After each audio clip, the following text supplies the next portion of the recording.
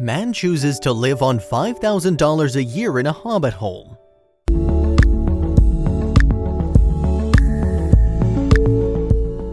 Unfortunately, poverty seems to be sweeping our nation. The unemployment rates have recently been at all-time highs and debt is just getting larger and larger. The man you're about to meet is living in poverty, but not because he lost his job or his home, because he chose to. Meet Dan Price. He's around 50 years old.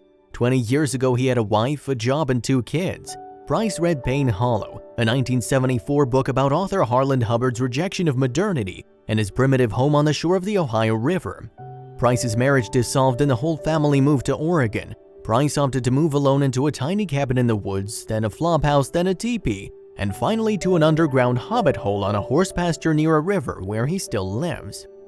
With his 1 spoon, 1 fork, and 1 knife, Price prepares very simple meals. He adds oats, nuts, and grains to whatever cereals are on sale, and since he doesn't have a refrigerator where he can store milk, he pours water on his cereal. Price thumbs through an issue of Moonlight Chronicles, an illustrated journal of his life's adventures that he produced for about 20 years. Chronicles served as an artistic outlet and a modest income stream for Price, allowing him to approach sponsors for goods such as tents and clothing in exchange for mentions in his journal.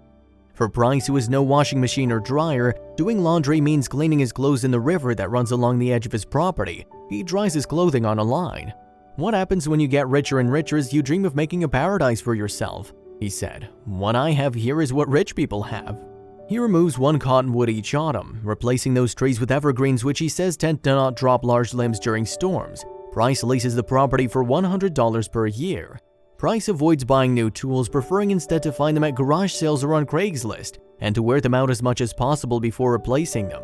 Price's version of the simple life costs $5,000 a year, which he earns from publishing a wilderness zine and doing odd jobs around Joseph, his Eastern Oregon town. "I like being able to do what I want to do," said Price. "I don't believe in houses or mortgages. Who in their right mind would spend their lifetime paying for a building they never get to spend time in because they're always working?" For exercise, Price curls a barbell he made from scrap material and concrete. He hasn't kept health insurance over the years. 3 years ago, Price got a $3,000 bill from a hospital after suffering a kidney stone. I said, "Dude, I don't have $3,000. Can I set up a payment plan?" For $6, Price buys a file to sharpen a friend's chainsaw before cutting down a tree in the meadow where he lives.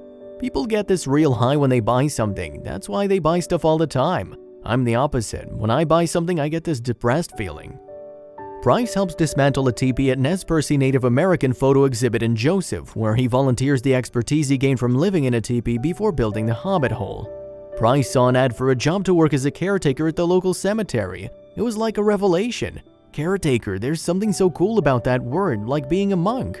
I love mowing and taking care of a place. I wanted the job so badly I started cleaning up the grounds before I got the job. Pretty inspiring, huh? Makes you realize how you don't need the stuff you have, or that the stuff is just not that important.